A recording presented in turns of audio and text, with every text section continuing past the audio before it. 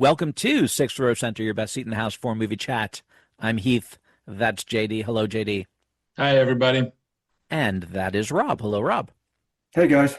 Today we're going to be doing major spoilers as we discuss scene by scene the 2000 science fiction thriller Frequency.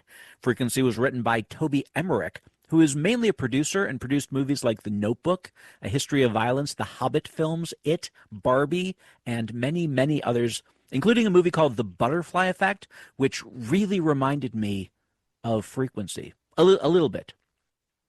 Before that, he was an executive specifically in charge of music on a number of films. Frequency was directed by Gregory Hoblit, who also did Primal Fear, Fallen. I don't know if you guys saw Fallen, but it was a really good Denzel Washington movie, and Heart's War, among others. He's also done a lot of TV directing. Frequency has parallel storylines taking place in 1969 and 1999, centering on Frank and Julia Sullivan, Dennis Quaid and Elizabeth Mitchell in 1969, and their grown son John, played by Jim Caviezel, in 1999, and a serial killer that links the two, although there's a lot more involved in the story. Aside from the three leads, it stars Andre Braugher, Noah Emmerich, by the way, the brother of the screenwriter, Toby Emmerich, Sean Doyle, and a very, very young Michael Cerra in his debut role. It was shot in a 2.35 to 1 aspect ratio, which is pretty standard widescreen, and has a runtime of an hour and 54 minutes. Frequency was made on a $31 million budget and grossed $68 million at the box office, so it more than doubled its budget, which is pretty good. Audiences generally liked it, a bit more than critics. It was completely passed over for Oscar consideration, but there was a 2016 spin-off show on TV that lasted one season on the CW. I completely missed this one in 2000. I saw it for the first time when Rob recommended it for the show a couple of weeks ago. So do you guys remember your first time seeing Frequency? And if so, tell us about it. And also tell us briefly what you thought of it and give it a 1 to 10 rating for story, acting, and directing. Who would like to start? Yeah, I don't remember seeing it when it first came out. I probably saw it on cable, but when I did see it, I really liked it. I loved it. It gave me the feels for my family, my father. It was heavy on nostalgia for the 60s and well, back then, nostalgia for the 90s, I feel it now, not then when I first saw it, but Right. yeah, 90s nostalgia as well. So I really liked it when I saw it, and on the rewatch, I saw it with my son, even better. I've gotten older, and I can relate to both characters now, the father and the son. I give it solid 7.3 total. I really liked the script, so give that an 8, and the acting was solid, a solid 7. Directing a 7, like a 7.1, I guess. Yeah, I'd say it's almost a family film, except it's got a little bit of crime in it. Might not be for younger audiences, but my son's older, so he watched it, and he really enjoyed it as well. I give it a thumbs way up on this one. What about you, JD? Do you remember the first time you saw it? Don't recall exactly, but I want to say that I saw it at a press screening. I was Oh, cool. running a site called The Slant back then, and we would get press preview screenings. So I saw it in the theater at a press screening with a buddy. Enjoyed it then, and then I eventually watched it many times on cable when it came out on cable. And I even discussed it with my dad. And then just for this episode yesterday, I rewatched it with my daughter, and she thoroughly enjoyed it. I'd actually, in the intervening years, forgotten a lot of the details. So it was a fresh watch for me, very enjoyable. I really liked the movie. I guess I'd put it as a solidly good movie. There's not a whole lot that was especially good. I wouldn't call it great, but I'd give it solid good across the board. So let's just say straight 6.5s. It just gets into the very good. The directing, I would say, is maybe not anything special, but it never took me out of it. There's nothing that made me say, wow, but at the same time, I was engrossed in the movie. So straight 6.5s. Very good. And what about you, Heath? Well, like I said, I saw for the first time just a few weeks ago. That was for like enjoyment, and then I went through it scene by scene to do this episode. And I wonder if I got a different feeling than you guys. One, because I haven't seen it a million times like you guys seem to have. And two, I don't have children, so I don't have that kind of feeling for it, although it's also child to his father as well as father to his child. I do have a father, so I felt that maybe. I had some issues with the story. I thought that there were some plot holes, some plot points, some really big coincidences, some things that didn't quite make sense to me. I'm very interested to hear what your plot holes were, though. Sure, sure. Maybe as we go over them, we can discuss them and they'll come to make sense and I will feel differently. Overall, I actually rated it at a 5.9. And on my scale, 5.5 to a 5.9 is decent. This is the top most decent, but it just kind of missed good. For the different categories, I felt they were pretty much all sixes. They were all good. Everything was good. There was nothing bad about the movie. There was nothing, well, except some of the plot holes and things. I thought there was something of a bullshit factor, and that's what took points off of it for my overall score. But all the categories, I gave a 6. I thought the story was fun. It was an enjoyable story. It was a 6. The acting was also completely fine. It was a 6, though I have to admit that the New York accents of both Dennis Quaid and Jim Caviezel both were a little bit grating to me. And the directing was also, I thought, was a 6. It was completely competent. There was nothing bad about it at all, but there was nothing special. There was nothing memorable about it. Maybe the emotions tipped me up a little bit. Totally. But I would agree with your overall. I think we have very similar kind of thoughts on it. And I will 100% agree about the accents. Yes, It did actually, now that you mention it, it was kind of almost like Cloud Atlas, not quite as bad, but where it was that one specific thing was grating and did take me out of it a couple of times here and there, especially when you first hear it and you're like, oh God, am I going to have to listen to that? But for the whole Tom movie? Hanks was only, 1/6, one little part of that huge story.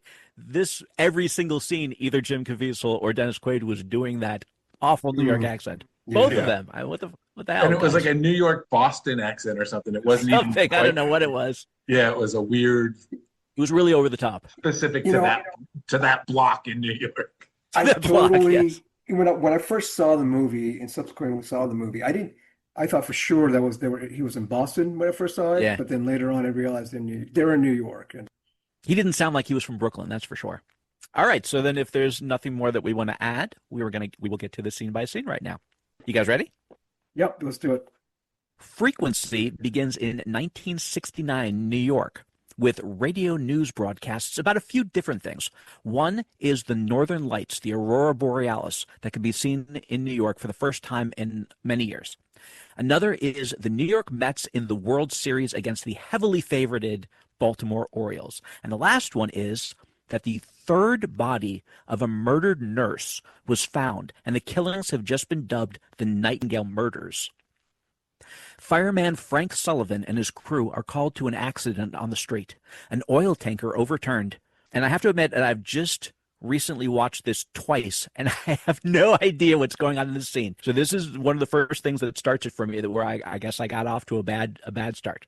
So there's an underground vault. You have to take out like a manhole, and underground there's like this tunnel, and then there's a vault in there. Now a tanker overturned on the street above it, right? And somehow this caused the vault door, again, this is an underground vault that has nothing to do with the tanker, to get stuck shut, right? And it caused one of the guys inside to break his leg.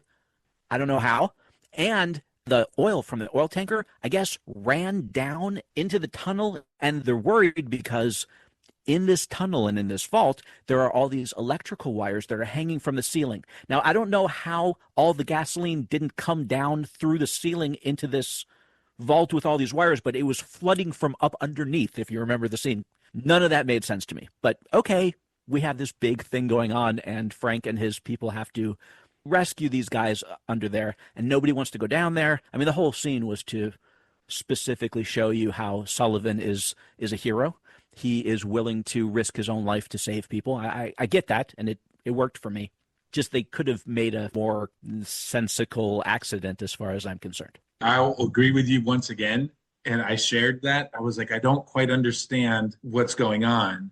We see the accident, and I got that. But the way you just explained it, now I understand. The gas leaked down into this electric room, and that was the problem.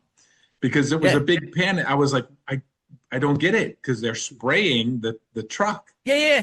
right? I was like, And it's we'll obviously get not to going it, to but catch it's the on fire. truck that actually blows up, even though they sprayed it all with this anti-explosive Well, chemical the stuff. spark that eventually happens, and then you can tell the whole scene is just there to show you that Yeah. he's going to go above and beyond. He even ignores Yes. the boss and says, "Nah, I can do it," and risks everybody's life, or at least his own life, against And the the boss. rookie that went down with him, it was the rookie. I don't Yeah. remember the guy's name, but he was like the new guy. So a little confusing, but now that you Yeah. explained it, I get it. The gas leaked down into the electric room, and that was the problem. It seemed like they had a bunch of special effects and they just wanted to use them all at once. We have a truck, we got a That's flooding great. room, we have electricity. Let's just put it all together. Let's just do it. Yeah, See, I understand and what you're saying, Heath. Yeah. I hate to say it, but to me, that's lazy writing. You could have created something that made sense. Yeah. That's all. It was a little lazy. They could have come up with something completely different, or just spent 5 seconds explaining fire. How did the And then vault door suddenly get we're stuck under, closed? And why did the guy inside the vault have a broken leg? And they there had to was carry him out. He couldn't get yeah. out himself. I don't know. So Frank Sullivan, by the way, I don't think I mentioned, or I might have mentioned in the intro, this is Dennis Quaid. And I think Dennis Quaid is a completely underrated actor. I have appreciated his work for a long time. He's been a leading man for like 40 years. Extra, extra, read all about it. Extra, extra, read all about it. And what's that sound? That's right. That's our extra extra segment where we tell you stories about our own experiences in the business that relate to the movies that we're discussing. This story doesn't really relate to anything. It's tangential. Let's put it that way. It's as tangential as you can get. It has nothing to do with Dennis Quaid, but it actually has to do with Randy Quaid. Randy Quaid is Dennis Quaid's brother. I didn't meet Randy Quaid, but I worked with Randy Quaid on Caddyshack 2 in 1988. It was the first movie I was ever an extra on. This is way before I was doing that kind of stuff, and I had moved out to California. I was 16. We were teenagers. I was working at this restaurant called Mr. Laughs. I don't know if you guys remember that. And it was right next to this country club this is South Florida. And they were filming Caddyshack 2 at the country club. All the people were coming in, the executives from the film were coming into the restaurant, and my sister met them all, and she got me a job working as an extra on Caddyshack 2. I did like one weekend. It was like 2 days. And I got to see this scene with Randy Quaid and Robert Stack, which was kind of cool. And the two of them were golfing. Well, I'm not going to explain what was going on in the movie, but Randy Quaid was hitting golf balls, like driving them off of a tee. And I thought one of the cool things was that they weren't using golf balls. They were using ping pong balls that look like golf balls, so that no matter what, when you hit it, it would just whoosh. If you hit a golf ball or whatever, it might just dribble off or whatever. But if you hit a ping pong ball, it just flies. So I thought that was kind of cool. And that's my not really Dennis Quaid, Randy Quaid story. I vaguely remember you Yes. I have My no first recollection taste at all. Hollywood. I did not remember that, Keith. I knew It you was worked a at long Laugh, time but ago. I do remember you talking about it, but later, like not when it was happening. That's really cool. Back to the movie, though. Frank saves the day. Frank is incredibly cool. Frank drives around on a red and white motorcycle with his blue Mets cap on, and he dotes on his son John, who he calls Little Chief. And his wife, Julia, played by Elizabeth Mitchell, is a nurse at the local hospital. We find out that today is October 10th, 1969. We also get a few things here. One, Frank is a heavy smoker. Two, he's teaching his son to ride a bike by holding onto it as he runs behind, but he lets go too soon, and the boy falls over.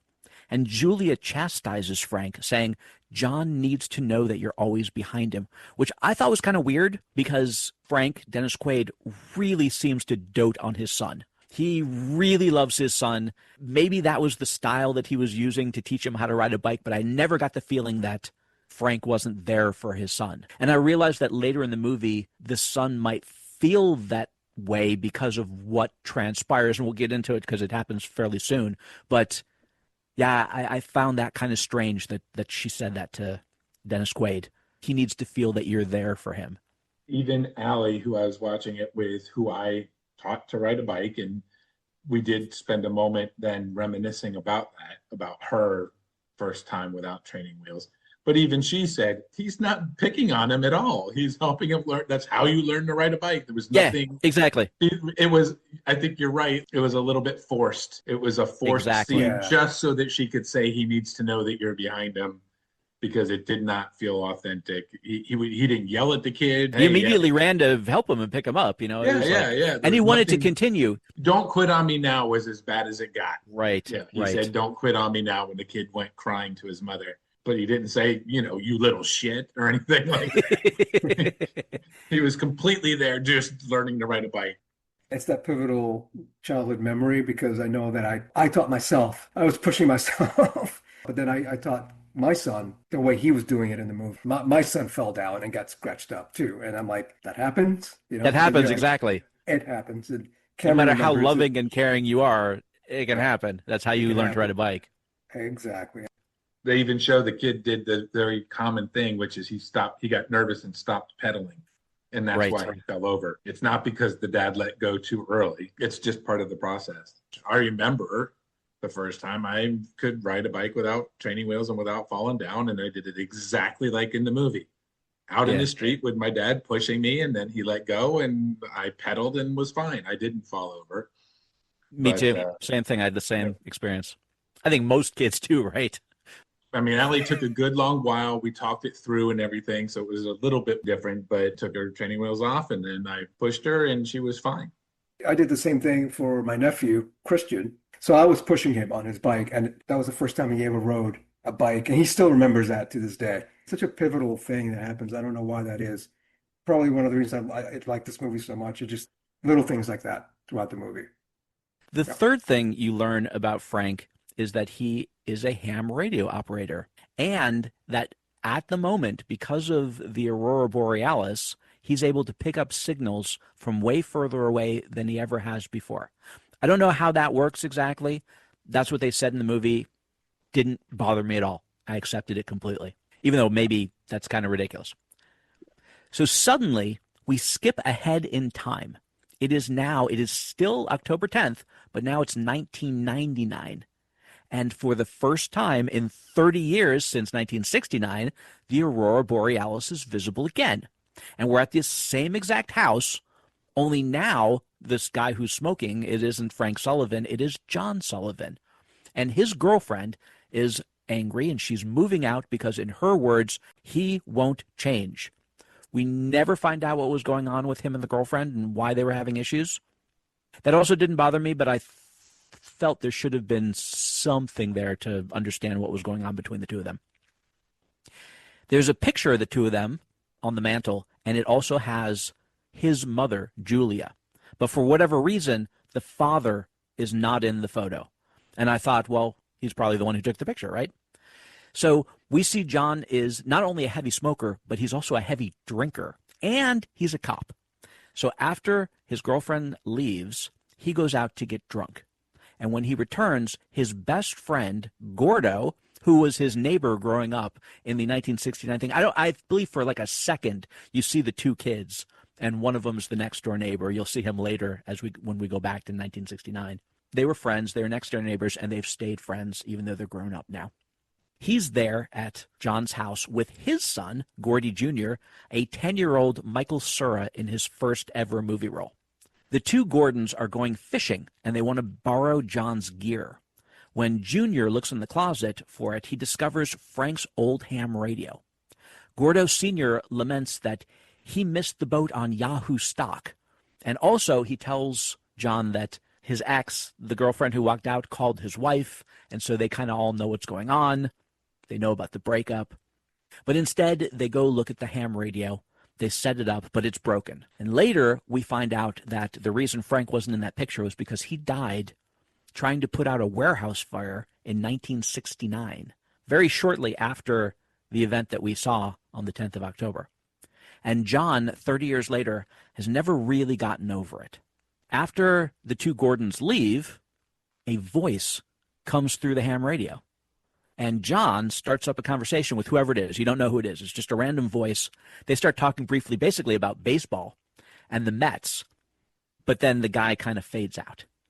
And when he fades out, we go to the other guy's perspective, and we find out that somehow This is Frank, the father, in 1969.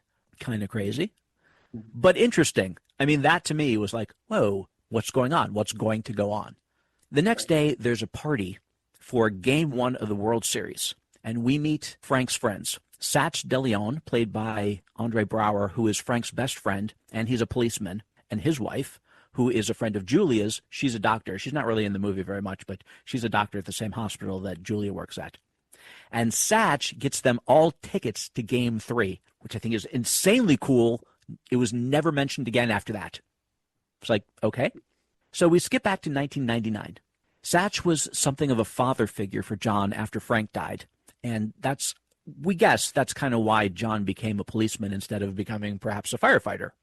The decades-old remains of a murdered woman are found, and John and Satch are investigating this. John interviews an old guy who lives across the street from where the body was found. The old man's son was also a cop, but he died a long time ago.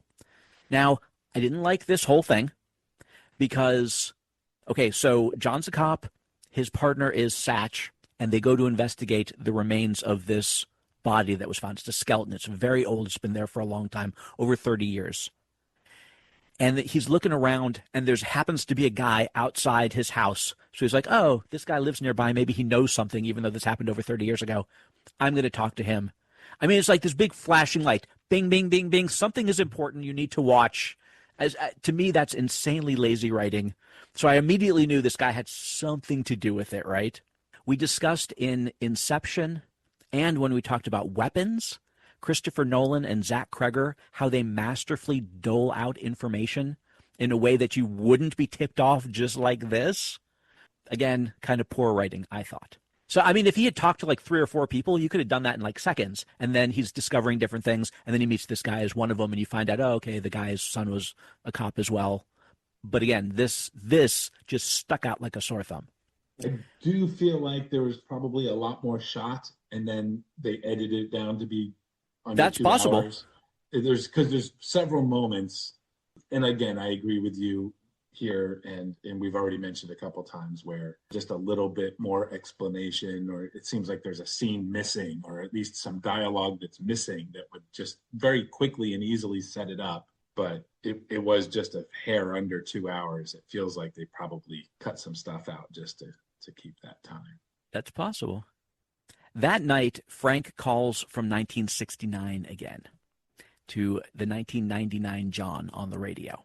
And this time, they kind of start realizing who they are. John hears Frank call his son, which was him as a child. He hears him call him Little Chief. And John is able to tell Frank everything about that 1969 World Series that he's watching as it's happening in 1969. He starts telling him exactly how Game 2 goes, all the different plays that happen. And another thing that's pretty cool, something that gets John to believe what's going on, is Frank is smoking a cigarette.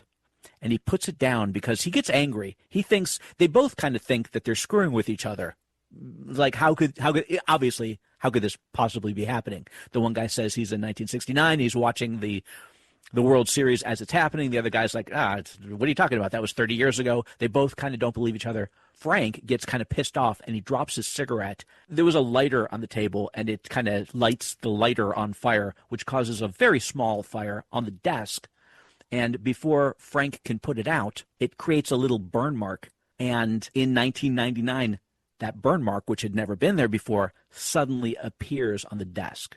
So you realize that things that are happening as they're talking can have repercussions, ramifications in the future, which was a very cool idea.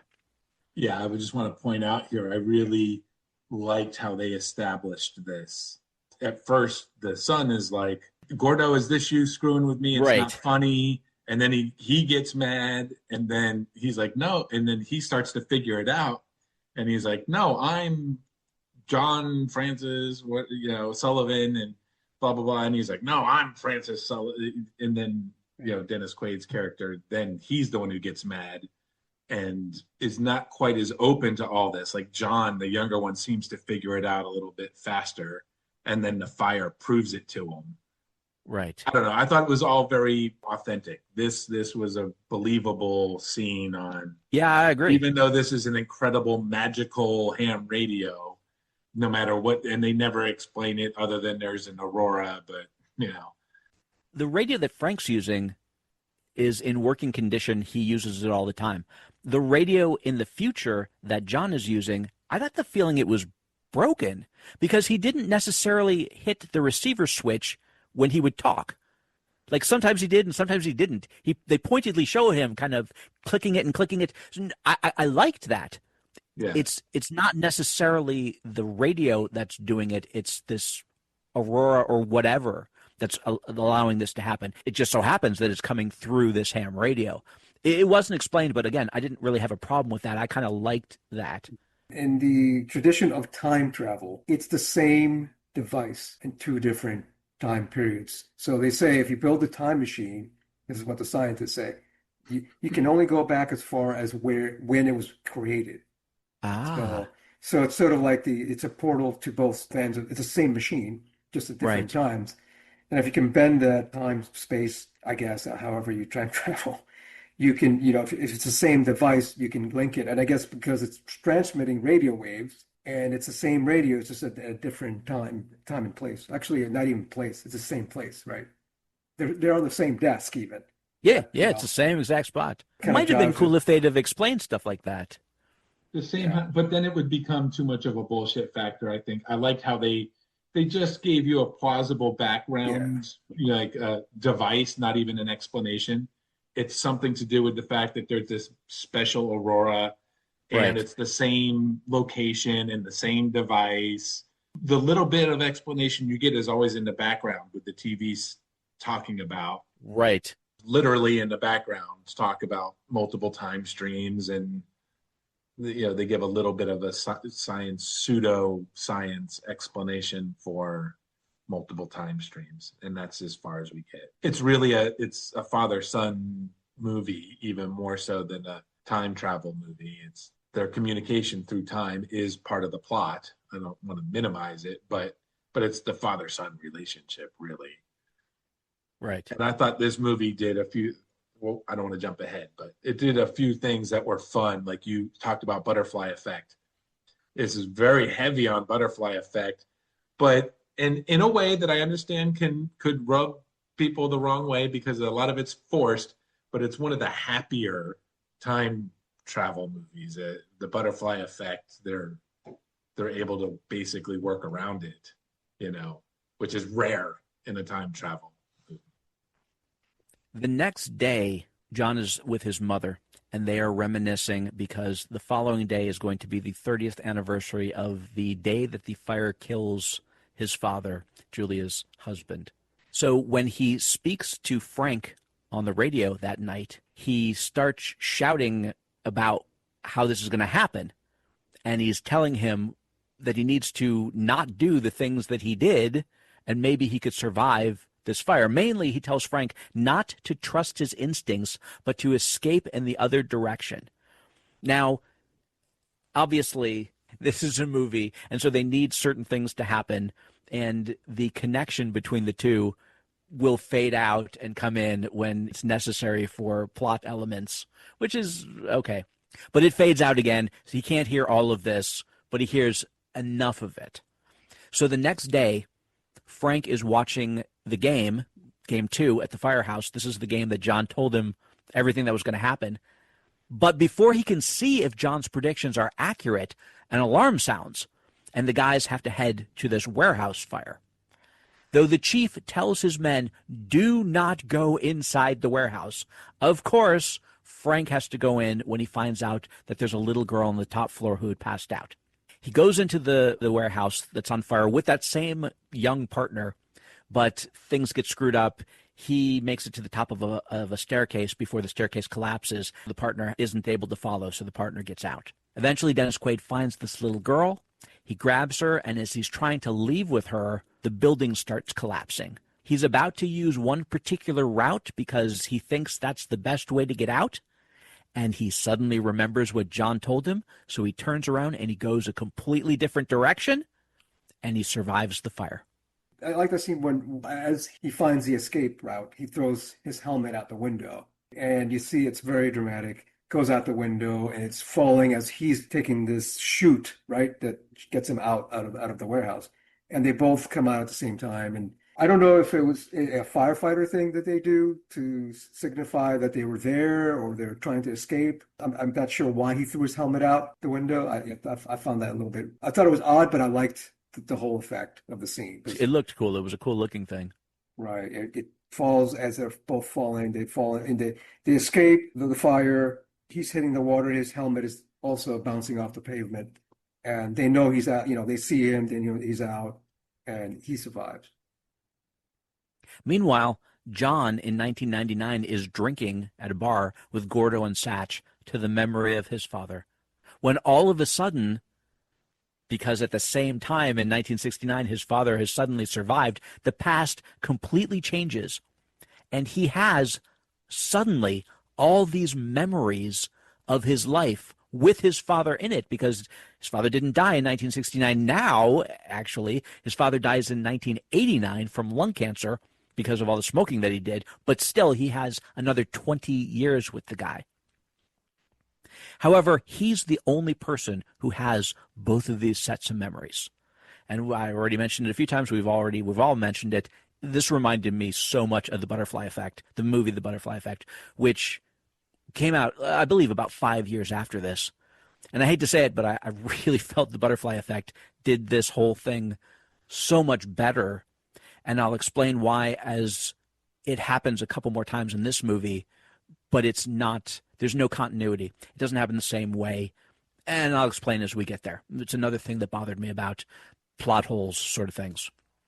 So John gets home just in time to see his father burning into his desk in 1969. "I'm still here, Chief." And you can see it appearing in 1999, which was really cool. John's looking at this, and he realized it anyway, but now it's like, wow, this really happened. This is so cool. And they get a chance to talk, and they sit down, and the two of them really start talking, father to son, and they're telling each other about, well, it's mostly John telling his father about his life and thanking his father for now being there. And he explains to him how he still has these two sets of memories. One is when his father died, and one now with his father still there. They talk about all sorts of things. I can understand how this is like a very emotional, it's a powerful scene. However, something unexpected happens, because Frank doesn't die in the fire. And instead of finding out about his death and leaving her shift at the hospital, Julia stays at the hospital. Frank comes there to visit her. But while she's at the hospital, when she would not have been there in the original timeline, she stops a medical mistake from a doctor which would have killed a patient, but now that patient lives. But it turns out that the patient is actually this Nightingale killer that we heard about at the very beginning, who's been killing nurses. Now, he would have died, leaving the 3 murders that he had committed unsolved, but now he lives, and he's able to continue killing. And one of the nurses that he ends up killing in this new life that he gets is Julia. So now this is where things start to not make sense. John wakes up the next morning, and he's got this whole other batch of new memories, this time with the murder of his mother. And so what does he do? He calls his mother, but she's dead, so she doesn't answer. I don't understand why he called his mother when he has the memory that she died. I also don't understand why he didn't have the memory already, because this is the past and it had already happened at the same time that his father survived. They already established that he has all the memory. He keeps the memories from the original timeline and all the new timelines that get developed throughout the movie. Right. I understand that, but as he's getting the new memories, he has to know that that's what's going Well, on. It's still fresh, and then B, he did nothing to create this new memory that as far as it's a butterfly effect. But he didn't do anything direct to cause it. What my son said is that, oh, it's happening in real time. So when his father survives, he doesn't know his mother's dead yet because it hasn't happened yet in the past. Right. So that's why he hasn't formed a new memories yet until the next morning when he wakes up when she's murdered in the middle of the night. That's what I thought. And I thought the same thing too when the first time I saw it. And then my son's like, oh, he's remembering it because it's happening. She gets murdered in the middle of the night. So he wakes up the next day with these two memories in his head that he doesn't understand, I guess, and gets confused. Or maybe in the middle of the night. I think he gets up in the middle of the night to try to call her. He does. He's Right. tossing and turning in bed while he's asleep. That is exactly what I thought, that the two timelines are running concurrent 30 years apart. However, that's not consistent either, as we will see later on. But this is like one of those sinners moments, Heath, where it really bothered you that the lady invited in, even though I hated that. I know you really hated it. To me, I had the polar opposite effect. Even though I understood that it was a potentially controversial device, to me, it felt authentic. And the exact same thing when he called his mom. I'm like, yes, he understands now that these new memories are real, but he's still going to double check. It's his mom. You know, I get that. Yeah. I don't think those things are exactly the same. Again, though, it felt to me authentic that he would at least check. If that's how it's supposed to be, I totally get it, and that totally makes sense. However, he goes to work, and the first thing that happens is, this I really didn't understand. Satch gets angry with him and tells John not to disrespect him, and I didn't know what that was about. And it was completely clueless why he said that. Did he do something to Satch? Yeah, he came in all sweaty and he's late, which he's not normally late. And to me, it looked like he'd been drinking. Satch is just like, you're coming in to work all messed up. He's really messed up because his mother was murdered, his father died, and so I think he's obsessed by the murders his whole life because she was murdered by the Nightingale, and he's a different person in this timeline. So he's changed. He was affected by his mother's death, the way she died. And so he became a slightly different person. And his father figure was already on him because he's trying to keep him in a straight and narrow because he's already done this before. That's what I felt going into that scene. So Satch tells John that the skeleton that they found, while 30 years old, is believed to be the first Nightingale murder, even before the 10 that they know about. And John's like, well, what are you talking about? There are only 3 Nightingale murders. And Satch can't believe that he's got these facts wrong since his mother was one of the Nightingale murders. Well, he should have all of these memories by now, shouldn't he? Oh, I see what you're saying. Yeah, you're right about that, because Satch says, you've looked at these files 1,000 times. 1,000 times, yes. Right? Like, so there's the combo. Like Rob said, I totally get that it's reinforcing that now he's been obsessed with this case his whole life. Right. And it's probably part of why but so you're right that he would have remembered. He would not have Sometimes the memories come as they happen in real time, and sometimes they don't for whatever reason. Just it's a little flaw. It's a little. I'll grant you this one. I think that's an error. That's an error. So John gets an idea, and he thinks that with his father's help, Frank can catch the Nightingale murderer, thus saving Julia as well as all the other victims. John tells Frank that he's going to murder the next nurse the following night, and if he can get the police to catch him in the act, it would just end everything. He gives Frank all the details, and Frank goes to the bar that was the last place that this nurse was seen alive. The plan is to simply watch her and see if anyone follows her when she leaves the bar, and if someone does, he should call the cops, which oh my God, there is so much wrong with that plan.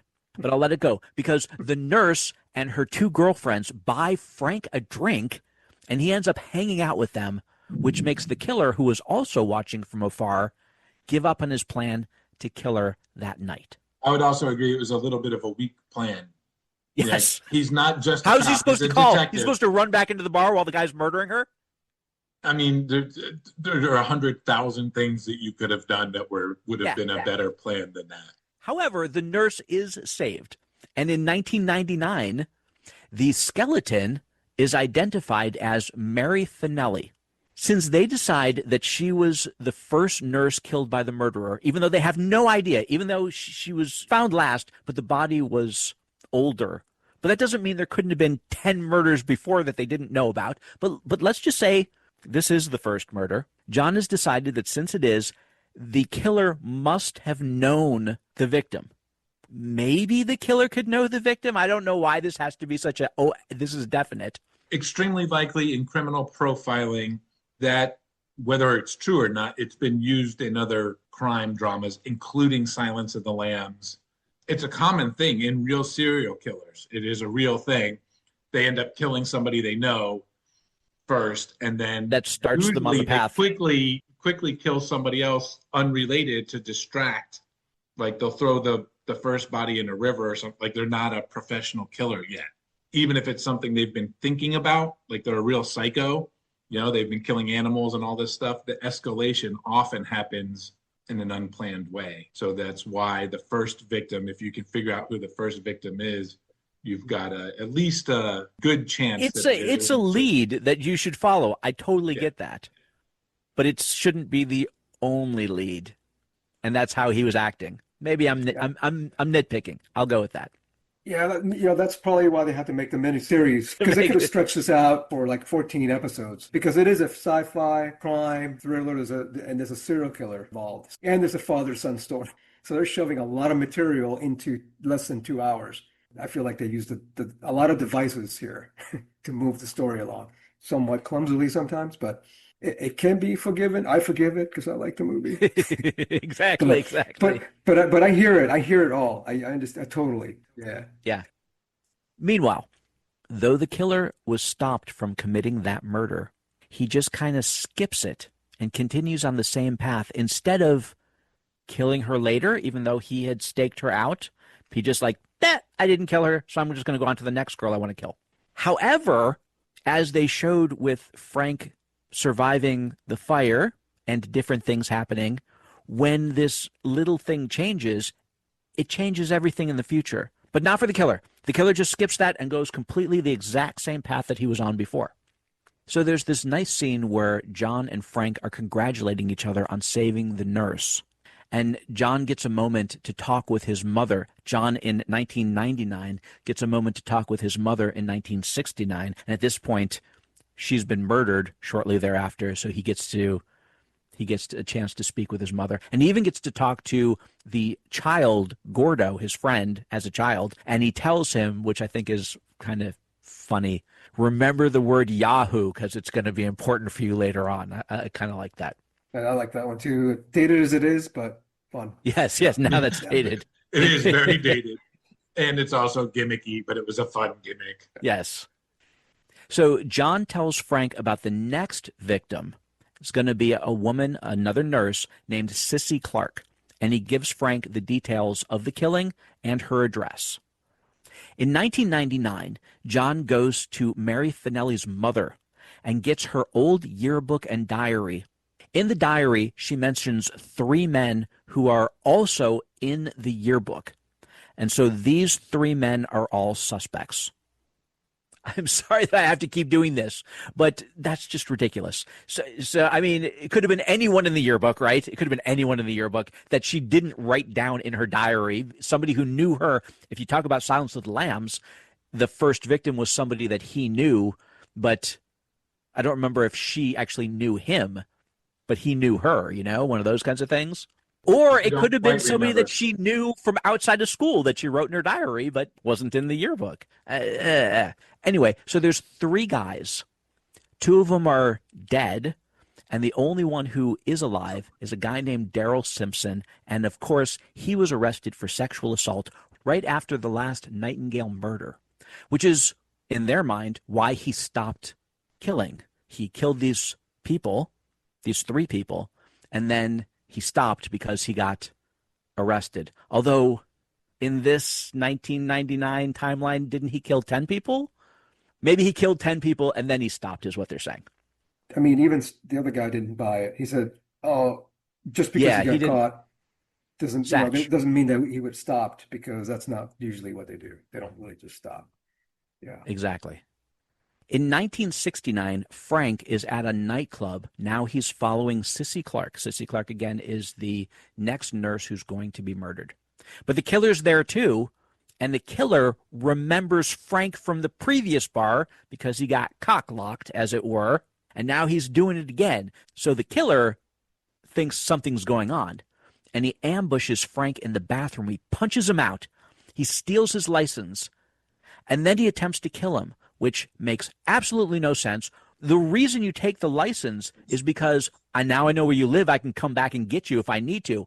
He's going to kill him. Shouldn't he have not been able to kill him and then take the license and go, oh, shit, and get out of there? But he takes the license first, and then he tries to kill him, so you know he's not going to be able to kill him, which he can't, because people walk into the bathroom. That was just poorly done. I mean, it was just not executed properly. It could have been completely fine. I know it's nitpicking, but it's just like I can't help that I absolutely saw all these things the first time I watched it. And then when I'm going through a second time, I'm like, I don't think it's just nitpicking, though. You're projecting. I don't necessarily disagree with you, but I don't find it inauthentic that he would take the license and then, hey, listen, nobody's walked in yet. Let me just kill him.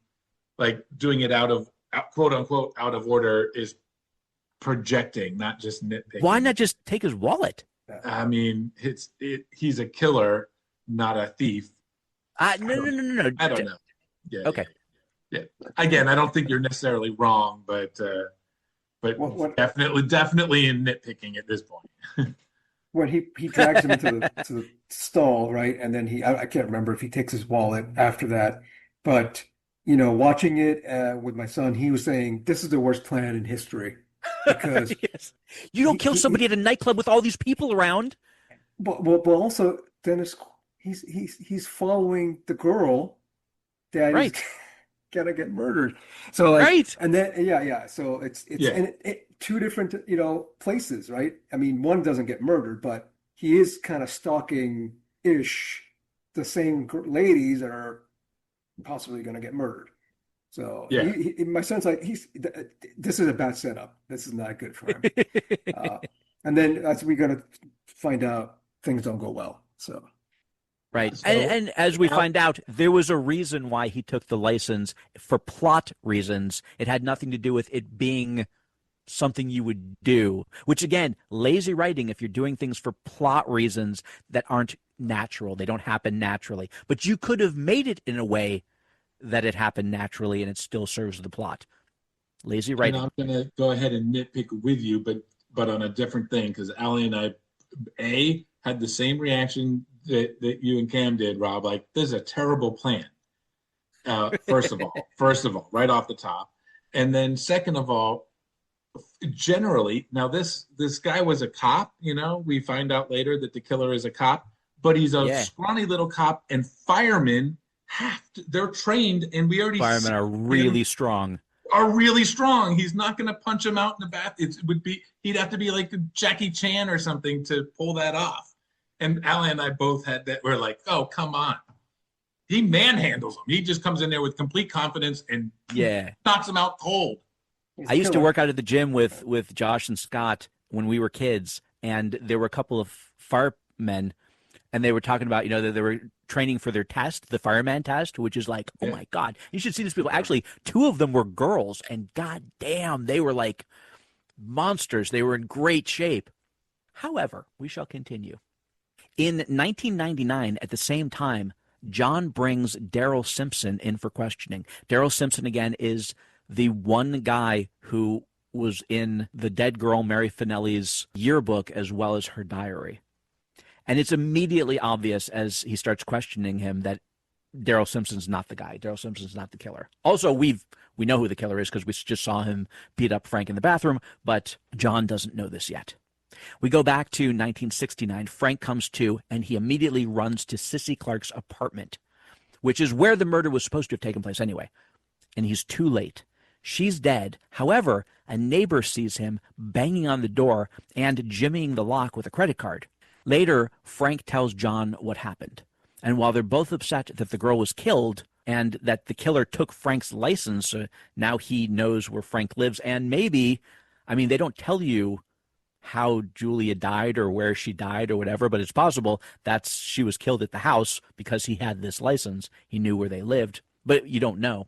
However, the killer grabbed Frank's wallet to get the license, which you're in a hurry. You don't pull out the license and whatever. You just grab the whole wallet. But he couldn't do that because he had to leave the wallet in Frank's pocket so that they could get his fingerprint on the wallet. Now, I thought it was a cool idea. It really was a cool idea. So John tells Frank that he needs to put this wallet with the fingerprint, wrap it up in plastic so that nothing can happen to it, and hide it somewhere where it's going to stay for 30 years so I can be the one who finds it. And he does. He finds this little hiding space. He puts it in there, and John finds it. It's all in kind of real time, and they're both kind of amazed at how it works. And I didn't have any problem with this. I actually thought it was pretty cool while they were doing it. It was only upon reflection that I was like, oh, that's why the whole thing with the wallet. He didn't just take the wallet. He would just take the wallet. Granted. But again, it works. He has this fingerprint now, so now he can go take it to the police station and find out exactly who this guy is from his fingerprints. If, of course, the guy has ever been fingerprinted. So he has, because it turns out that this is corrupt policeman Jack Shepherd, who turns out to be the son of the guy that John interviewed at the very beginning when they found the skeleton of the girl, and he just happens to go across the street and talk to the father. That was the father of Jack Shepherd. An interesting little tidbit. Jack Shepherd happens to be the name of the main character in Lost, which Julia it was in for I think she was in the last 4 seasons, and she plays love interest to Jack Shepherd. Oh wow! Who's the main character anyway. I saw the name and I go, oh, God, that's the same name as the Jack from Lost. It's the same exact name. Yep. I wonder if any of the writers had anything to do with it, because oftentimes writers will use the same names for different characters. Oh yeah, but the guys that were, I guess when they were writing Lost, she came in maybe like the 3rd season as a new character. Interesting little sim moment. So in 1999, John goes and finds Jack Shepherd in a bar and tells him about finding Mary Finelli's skeleton and how she's the Nightingale's first victim and how probably the killer knew her. And he says things like, these bones are really going to talk. But as far as we know, we don't know that they know each other, but that's something else.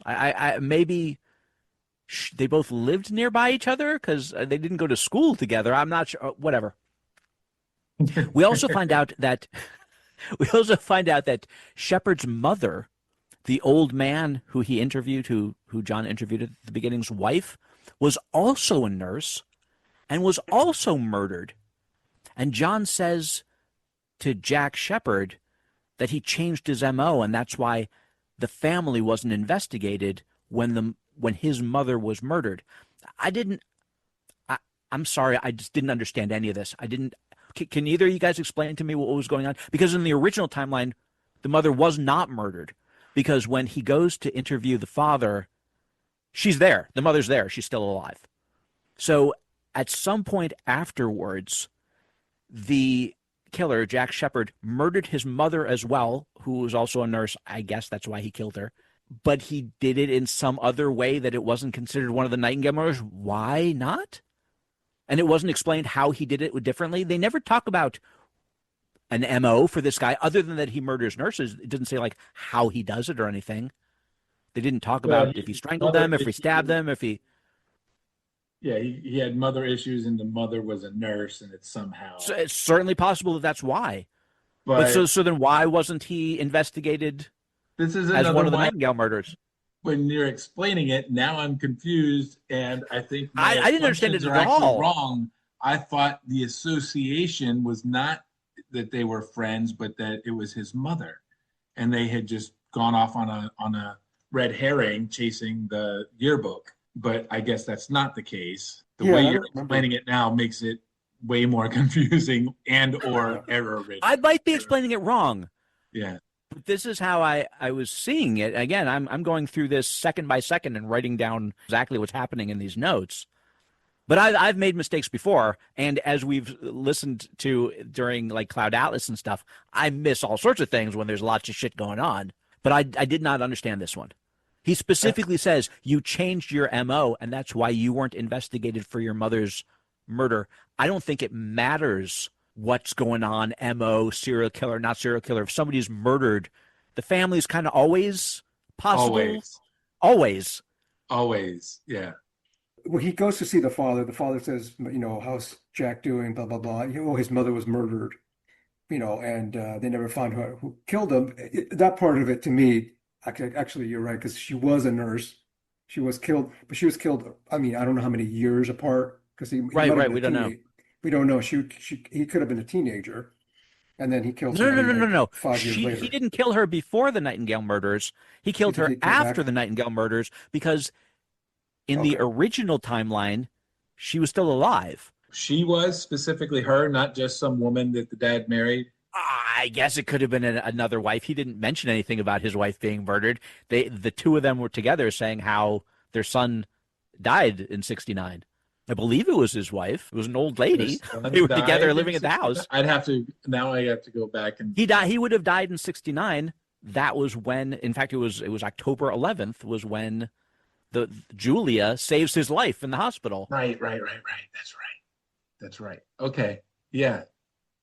Yeah. And I understand these different time travel. It's not really time travel, but it's sort of. But when you have these kind of time loops, there's so much that can be. You have to think these out like to the specific. Or these are the kind of things that happen. Yeah, I think this story had so much potential. I hate to keep going back to the butterfly effect, but it was something similar that they just did so much better. I apologize because I know you guys really like this movie. I have to go back and rewatch Butterfly Effect. I don't remember liking Butterfly Effect when I first saw it. But I only saw it once a long time ago. And B, I did, like I mentioned before we started recording, I remembered this as a sentimental father-son thing. I had completely forgotten. So I do think a lot of it is contrived and a little bit sappy on top of that, but it made it fun. Like it still kind of works. Like it's a saccharine movie. It's not an A+ movie, but the saccharine part of it hits so strongly that it still works. Like Rob keeps saying, like you can get past it, you can forgive it. It's not. I don't think you're necessarily wrong. And now that you're pointing it out, I even misunderstood. It got so kind of convoluted. And the thing that bothered me, I was like, what was that whole bar scene for? Like he just went and taunts him in the future and says, oh, you're already caught. But you don't know it yet. Like why? What? Yeah. Because it's kind of cool. It is kind of cool to say. Maybe you could learn something, like he admits that his mother had been murdered and like you're getting a read on the guy and stuff. Like it didn't necessarily bother me, but there's a lot of contrivances and devices that are used just because it's cool or because it fits, and taking a little bit more time. Just like you've said, you can still go with all of this and just take a little bit more time. Totally. To iron it out. That's why I kind of almost want to read the original script. I wonder if it made better sense, but I know because I've been on productions, sometimes you just can't shoot it that way, or in editing, like you're saying, to save time in different things. Right. Maybe. The movie would not have worked if it was a 2.5 hour movie. Like it is. I agree with that. Yeah. The police work is terrible, right? And the plans to save the various women are, horrific because terrible plans all over. He doesn't even bring a buddy or anything. Nothing. Like it's just the worst way you could possibly do it. His best friend's a cop. And to me, I'm like going, I'm watching this, I like watching it. I go, sure, this terrible plan, terrible police work. I just want, in the end, I want the family to be together. Sure. So I'm like driving towards them, like, okay, it's gonna be good. It's gonna be good. It's gonna get back. Everyone's gonna be all right. They're gonna save the day. And this is the plot device that they're using is serial killer, which is if you're gonna make a serial killer movie, you have to put a lot of work and detail in it, which they couldn't do because they're making a father-son movie also. So yeah, that's the way I think of it. Yeah. And I Yeah. think you hit a nail on the head right there, because my whole point of view was, again, I'd forgotten when I just rewatched it. I was like, oh, they're driving to the inevitability that Frank has to die. Like, they have to go back and he has to die in that warehouse fire because of all the butterfly effects that are so negative that, sorry, you can't have your cake and eat it too. And Doctor Who did that. There was a great episode called Father's Day in the first season of the new era where they discuss this in great detail. And eventually they do decide that the father himself decides, no, I needed to die. Thank you for saving me, and it's been great to see you, but It's not impossible that that was the original draft of the script. Right. All sorts of times an executive would say, well, that's not a happy ending, rewrite it. right. These things happen. But Right. I have no idea. So John tells Frank what he needs to do now is make an anonymous call to the FBI. Again, I don't know why he doesn't just tell his best friend, but make an anonymous call to the FBI and tell them about Shepard. But before he can finish telling him this, Satch shows up to question Frank about Sissy Clark's murder. It turns out that Shepard left Frank's driver's license at the scene of the crime. We already talked about that contrivance. And, of course, as I mentioned, the next-door neighbor identifies Frank as being there and angrily pounding on the door at the time. Frank tries to explain what's going on to John on the radio, but Satch and his partner are arresting him, and they take him away. There's kind of a commotion, and the radio gets knocked off the desk and broken.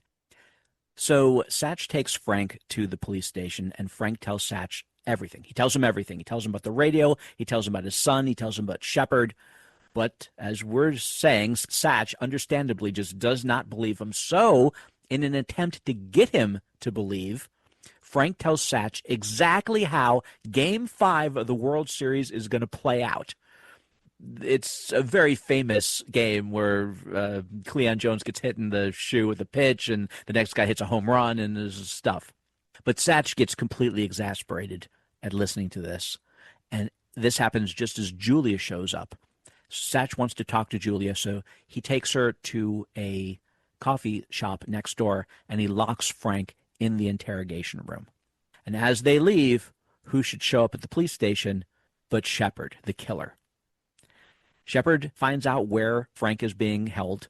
He unlocks the interrogation room and goes in there, and he pulls a gun on Frank, and he demands to know how Frank found him out.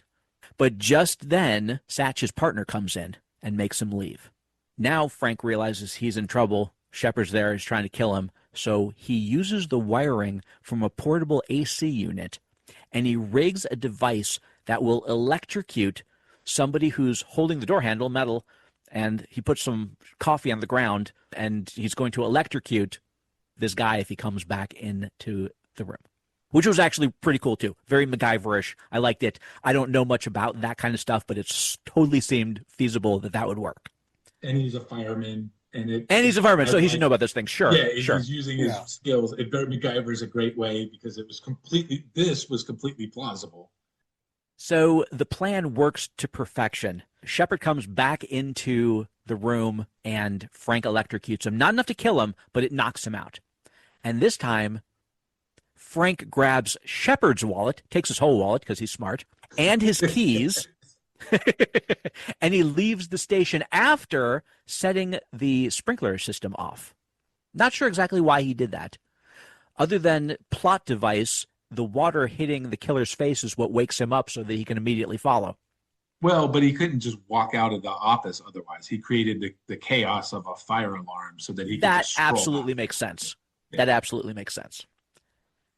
At the cafe, Satch tells Julia the crazy story that Frank told him about John talking to him from the future. And they kind of get things mixed up because Julia's like, yeah, he was talking to this guy named John. But Frank said, no. John, your son, is who he's saying he was talking to. And Julia's like, oh, well, you must have misunderstood him. But as they're discussing this, Satch suddenly notices on the TV that's on in the cafe that the World Series is playing, and it's playing out exactly like Frank told him it would. And so he starts maybe believing the whole story. You see Cleon Jones get hit by the pitch, and the next guy who's coming up to the plate is Don Clendenon, and he's going to hit a home run, and blah, blah, blah. Great So, scene. yeah, that was a good scene. So I'm going to nitpick again.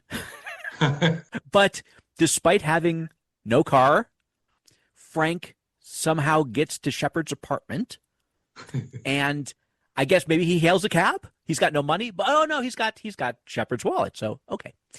And despite having no keys, Shepard gets there moments later. I guess maybe he hailed the cab too, even though he no longer had a wallet. Frank is hiding inside Shepard's apartment when Shepard comes in. And he's hiding in the closet for some reason. He's looking around. I'm not sure why he went to the apartment, but he's there, he's looking around, he's in the closet. I can explain. They do set this up, actually. At one point, the son, John, explains to Frank that these serial killers take trophies, and if you can go get to his house, you'll find that he's probably been taking jewelry from the victims. So they I do remember that did happen, yes. Yeah. So he's looking around for that, and he's looking in the closet. Shepard comes in, and they kind of do like a little cat and mouse where Frank is walking around just out of Shepard's sight. And the first place Shepard goes is to his closet. I guess he wants to make sure that nobody found his little trove of trophies, just like you're saying. And Frank is sort of watching in the mirror. He can't really see, but he sees that Shepard goes into the closet. He steps on a little stepping stool, and he reaches up over his head.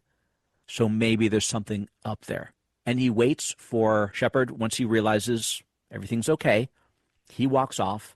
Frank goes back into the closet, onto the stool, into a little hidey hole in the wall, finds a box with a bunch of jewelry in it. Not just 3, because there should have only been 3 murders, maybe 4, but there was a box just full of jewelry and little plastic baggies with the newspaper clippings of all the different murders that he's also been saving. Did they have baggies back then? I 1969. I don't know if they had the bag. We are getting now into some pretty high bullshit factor stuff. I think It's there was just, not newspaper just clippings. unplausible, but out of character even, Yeah. So Frank takes this box, and he's trying to get out, but at the last second, Shepard sees him and pulls a gun and starts shooting. Okay, I want to say right now, this Shepard guy, this Jack Shepard, is the worst shot I've ever seen in my life. He empties an entire magazine, well, not magazine, all the bullets in the chamber, and then reloads, and he's chasing him, and he keeps shooting, and he misses again. And I mean, he's got him multiple times, but Frank jumps out a window, down a fire escape. He's literally climbing a ladder, but the guy can't. And it's the quietest gun ever because nobody around hears anything, even though they're running down the street at one point, and he's shooting at him. And suddenly, just as they get out the window and run off down the street, the cops, Satch and his partner, show up. But I guess they didn't hear the shots either because they start looking through the apartment. They find the box with the trophies in it. And so they know Shepard must be the killer. Well, and I think they did hear they're panicked. They're running around. I thought they did. I took it that they heard the shots. I thought that they set up Satch, has now believes his best friend. Sure. And so is responding to the information he gave him. That was all okay. Even the shooting, famously, this is something they do. It's super hard to hit somebody in motion, even if you're a trained marksman. It's not unrealistic that he would have missed him. He's climbing down a ladder straight, and the guy's straight above him. It's a straight shot. It's not a straight shot. He was already at least one tier down, so you have all the railings and the steps in the way. You have way more of your shot is blocked physically than is open. Like you pretty much have to shoot between the railings to hit him, which is not impossible, but you're in motion. Everybody's hands would be shaking. Your adrenaline's super pumping. So Shep chases Frank to the river, where Frank hides in the water under a pier. And as Shepard walks over him, you're already laughing. As Shepard walks over him, Frank smashes his hand through the wooden pier, grabs Shepard's leg, and pulls him down into the water with him. I have written here, yeah, That's ridiculous. I mean, how rotten must the wood have been for Frank to have been able to do that? Certainly rotten enough that Shepard couldn't have walked on it without falling through on his own. Anyway, they have an underwater struggle, and somehow Shep escapes without Frank seeing him swim away. He just escapes just as Satch shows up. Nobody sees him. Satch doesn't see him. Frank doesn't see him. Maybe the water in the New York River is so polluted that you can't see people swimming away or hear them. But Frank is exonerated. Julie is saved, but Shep is never found. So it's mostly a happy ending. Frank goes home. He repairs the broken ham radio. He decides, that's it, I'm going to quit smoking right now, cold turkey, so that maybe the cancer that will kill him in 1989 might not, but you don't know. He tells John on the radio after it's fixed that he was able to stop Shepard. But John says, well, no, because Mom's still dead. Julia's still dead.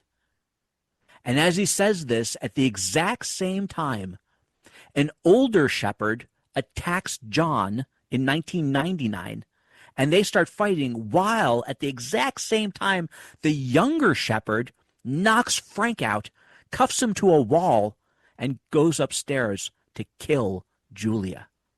You know, I love the whole scene. This whole scene, I like Yeah. it. So whatever nitpick comes, I mean, it's gonna come. I know. Well, I'm and I scared. don't think the previous. Scared. I liked all this, the concurrent fighting and all that, and I thought they set it up because you don't see the body, but the just enormous bullshit factor of punching through the board, of even thinking to hide in the water and having time to do that, and then they actually fight underwater, which was absurd. It was. You hear me defending most of it, but this was laughable. It took you out Him of the punching movie. through the pier was hilarious. I mean, when I saw that the first time, I was like, oh, come on. And then how would they exonerate him without finding the body? Because Frank could have just as easily been planting that box as he could have, Sure. as it was really his, and then of course, because now we're into horror movie mode, you have to I did anyway. My mind was immediately like, there's no body. Of course that's coming back. Absolutely. Of course that's coming back. However, the fighting. Yeah. However, even though you knew something was still going to happen because you didn't see the body, I actually really loved that he attacks them both in different times at the exact same moment. Yeah. I actually kind of like that. Yeah. It made it fun. Yeah. I didn't like the fact that the 70-year-old Shep is beating the shit out of 29-year-old Jim Caviezel, who should have easily stopped him, but who is a cop, who is prepared, who's a cop, and by the way, is also Jesus. So he is also Jesus. It was ridiculous how he kept beating up these younger, stronger guys. Yes. After handcuffing Frank to the wall, the younger Shepard, 1969 Shepard, goes upstairs because he knows Julia's upstairs sleeping, goes upstairs and starts strangling her. But little Johnny walks in. And for whatever reason, don't know why, he says, oh, I'm not going to kill Julia after all. I'm going to grab the kid. You'd think maybe he would have finished killing Julia and then grabbed the kid. I don't know. But he doesn't. He just lets Julia go, figuring she's just going to sit there and do nothing. And he takes the kid and he walks downstairs. Why does he walk downstairs? I'm not sure. Is he leaving with the kid? I don't know. But when he gets downstairs, Frank has somehow picked the locks on the handcuff.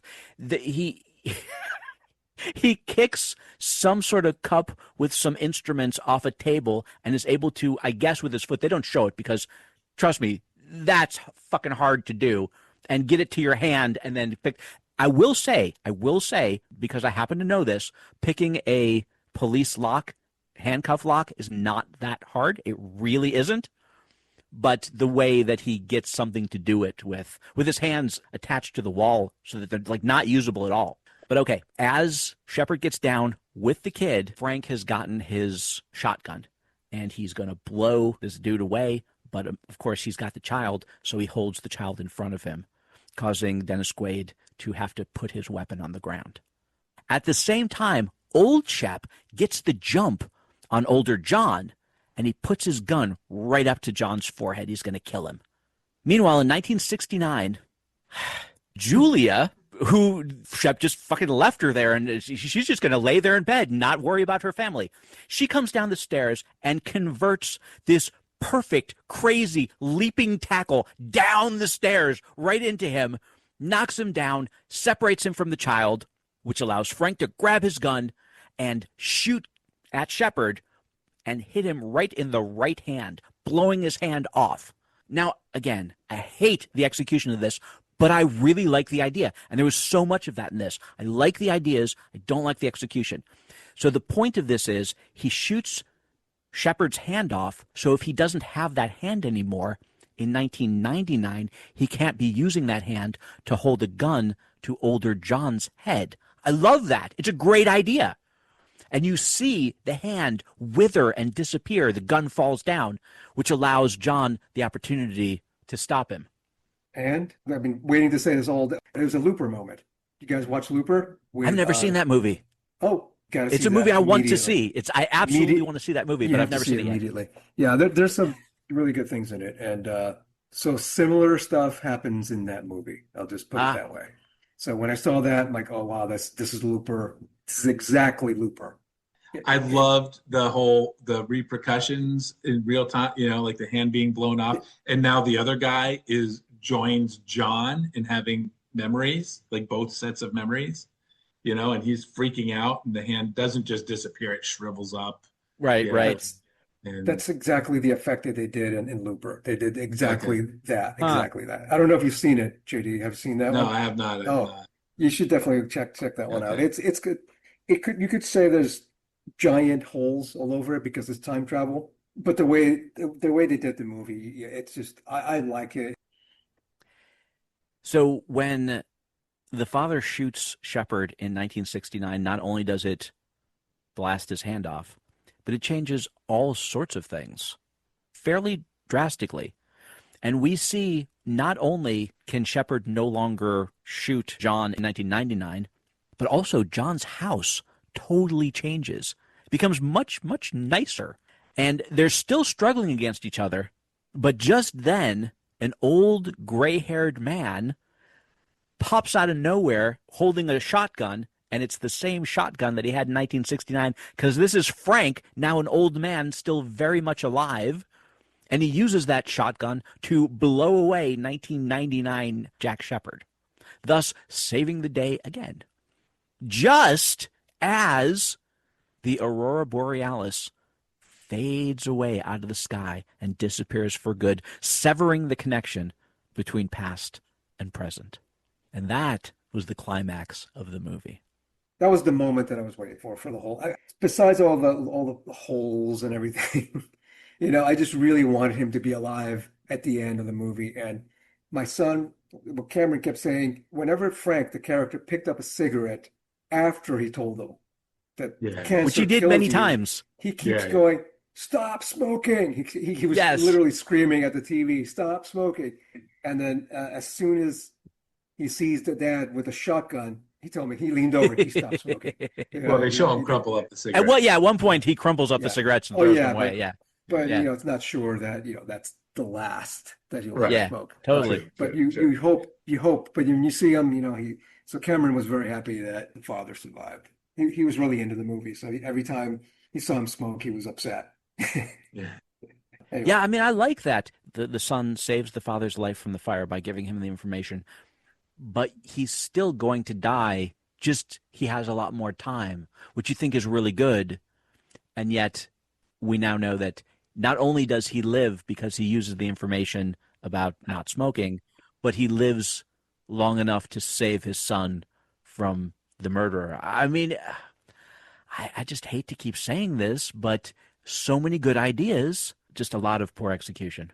I'm absolutely defending here. I don't disagree with you.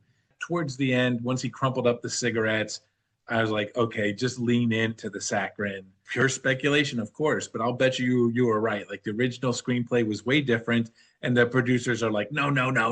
We need to have a happy ending. Even the soundtrack was kind of cheeseball, and like there's a lot of cheese here that probably wasn't in, because I only say that because the ideas are so strong and they're obviously reused again in other movies, including from the same production house, right? Who you said did come back and reuse a lot of this for Butterfly Effect. This was a really deep exploration of those themes, and yet they have a Disney-esque kind of ending, which again, I don't mind it, because at some point I'm like, okay, we're just leaning into that. I didn't feel like the story was going in that direction. It almost feels shoehorned, like the producers changed it and made him do this other version where he lives at the end, which, you know, again, I know Back to the Future would be a big exception, but most time travel movies don't give you that happy ending. They force you to go back and make the hard decision, the hard sacrifice that you were trying to avoid in the beginning. That's what happened in the Butterfly Effect, actually. Now that you've pointed it out, Heath, and I remembered it being a little cheesy. I did remember liking it despite it was cheesy. I remembered the father-son as being the central theme, and I remember they talked through the radio.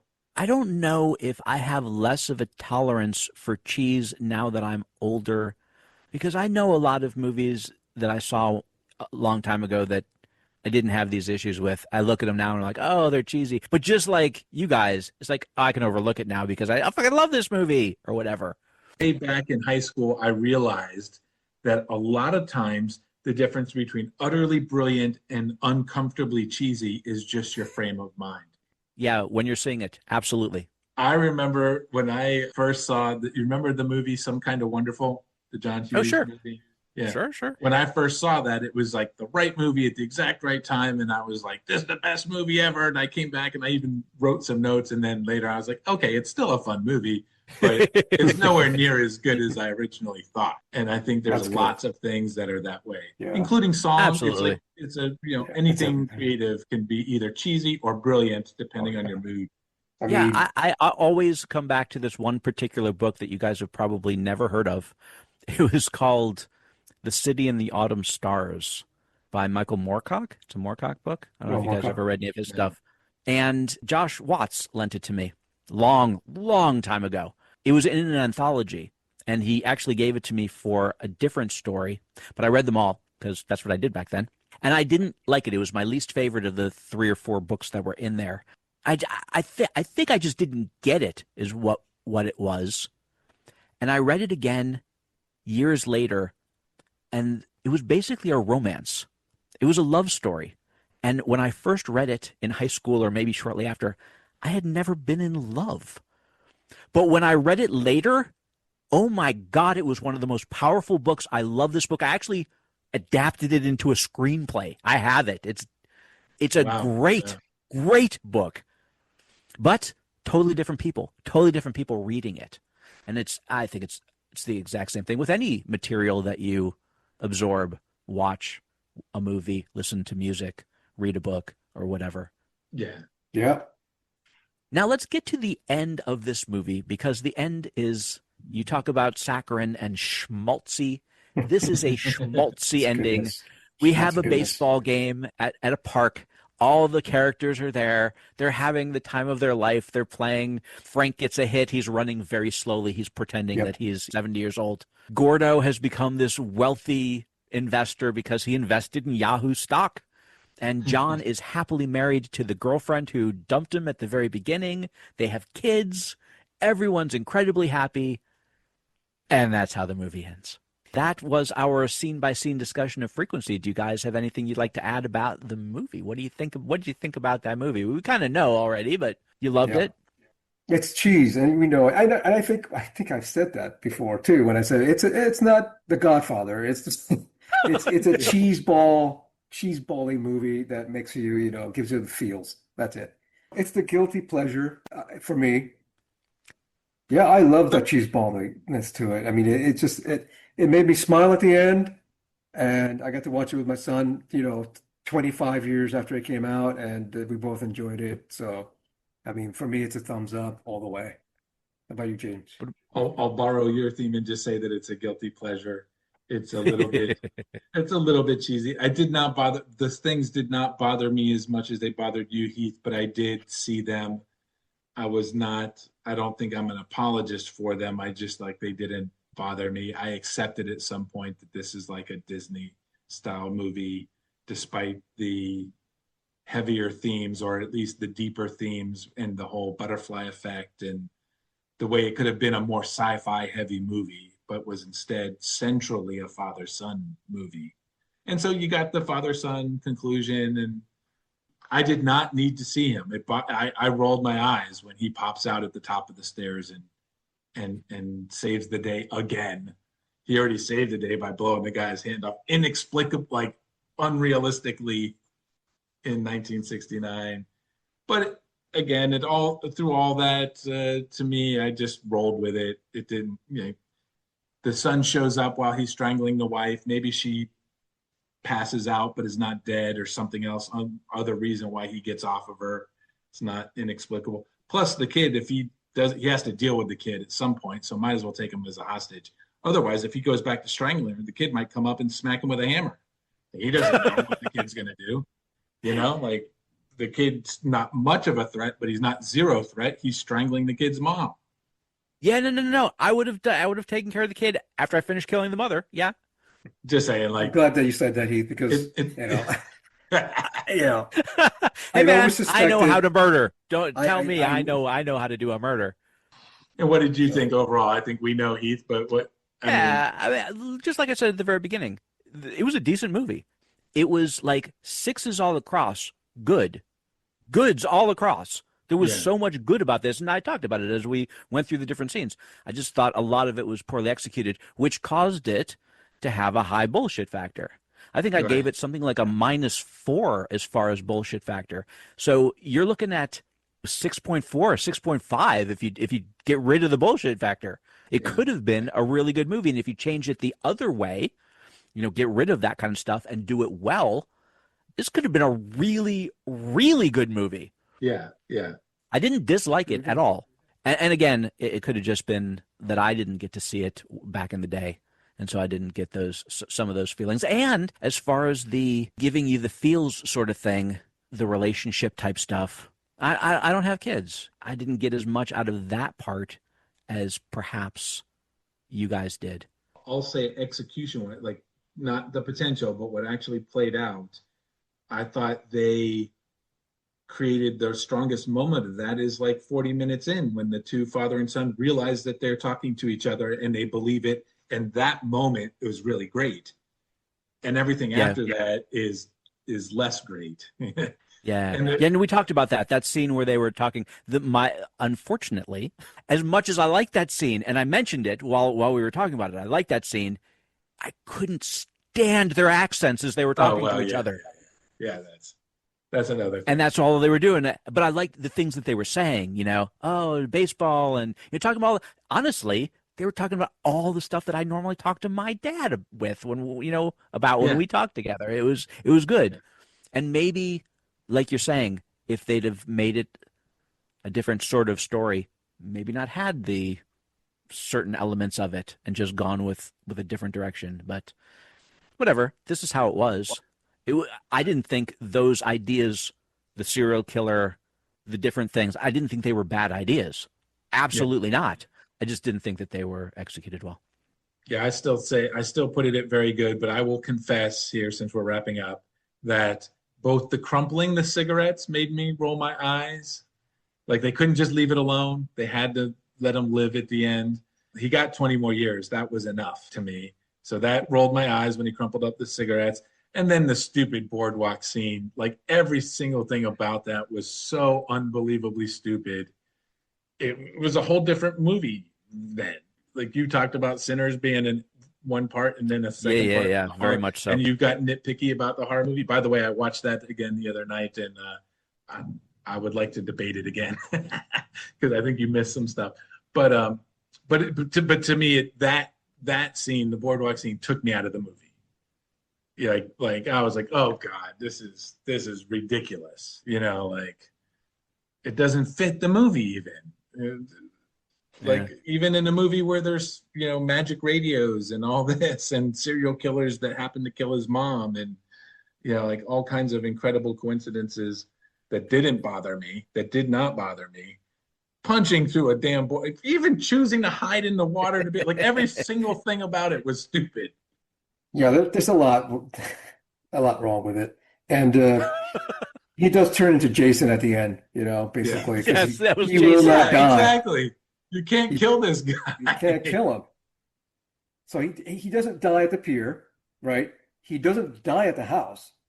They just blow his hand off. Yeah, he gets his hand blown off. He's got to go to a hospital or something, and there's a die. statewide manhunt for him. And they have him bleeding out in his house. Like he's caught. He's caught. But wait, and he comes back 30 years later to the same house that he got his hand blown off to kill somebody it's cheeseball, but there's it's good the loop. Cheeseball. Yes. I mean, I didn't think about any of this at the time, but since we're talking about it, I think they did, like with his reactions and stuff, they set up that he's now with John. He realizes he's in some kind of weird alternate reality situation. Oh, the guy. When his hand just starts disappearing. And then he would also be getting all the new memories and everything. But he's not prepared for that. John at least realized something weird was going on and was prepared for this magical moment. This guy would just be completely bewildered. Explain to me why Shepard gets all the memories too, like the son. Because he's living through it. He would have to. But everyone else is living through it too. Trust me. He had a gun. First of all, he had a hand, and he had a gun in his hand, pressed against his head, and then suddenly the hand disappeared. No. I understand that you look at this happening and you're like, what the fuck is happening? But why would he have the original memories? I'm assuming. I don't know that. I don't. Maybe. Are you talking about John? Because I don't think he would. Shepard would Shepard process I think the reason the other people don't have the dual memories is that they're not so. I don't know. But all sorts of things would have changed in their lives too. So but they didn't have a direct connection. They have no thread to that. They just have a different history now. It's true that this is something that's talked about in time travel and time loop movies. Is that most people, in fact they do it in Donnie Darko, like they have a vague feeling that there is some other history, but they don't actually have a new memory. Like they don't, because there's no direct thread connecting them. It's not a strong, they didn't cause it. They're writing along. See, I didn't see the same thing with Donnie Darko because to me that wasn't time travel in the same way. It was parallel dimensions. So you're getting completely different people with completely different, if they collapsed into each other, which is what happens in the end as the loop connects. That's why they have these shadows of memories, but they wouldn't have had them otherwise because they're completely different timelines. They're not. Yeah. Whatever. Forget that I said that he has the new memories. The only thing I meant by that is that I thought they did show his face and his bewilderment at what this happening seemed to have a little touch of understanding. And otherwise, it's unrealistic that he would do anything other than shit his pants and completely just sit there dumbfounded. He wouldn't continue trying to kill the guy. Like they fight for the gun and whatever. The fact that your hand suddenly withered and disappeared. No, but that's he dies immediately though after that. You guys said so he dies right after his hand disappears because he gets blown away, remember? So he only has minutes to think about that before he dies. Or seconds. Yeah, it's pretty quick. So the guy in the past, is pretty quick. So the guy in the past gets his hand blown off. What I think is, Shepard of the past, he might have put it together like you said, if you're close to the source of the change, right, then maybe you remember more. Right. People in the periphery don't. But Shepard, the bad guy, Jack, his whole timeline's changed. Yeah. Right? So he may be remembering more than, let's say, Snatch, because he's a couple of, he's removed from, that, the family and the things that are going on. Maybe he doesn't remember. But the Shepard might remember it a little bit because he is involved, because it's directly affecting his timeline very much. I mean, he should have been dead, right? He should have Well, died. it almost doesn't And even so make sense because- that he survived, but whatever. Because Yeah. Yeah, it really doesn't. Because if we're talking, you know, he does have. Well, okay, according to the movie, he has two sets of memories, right?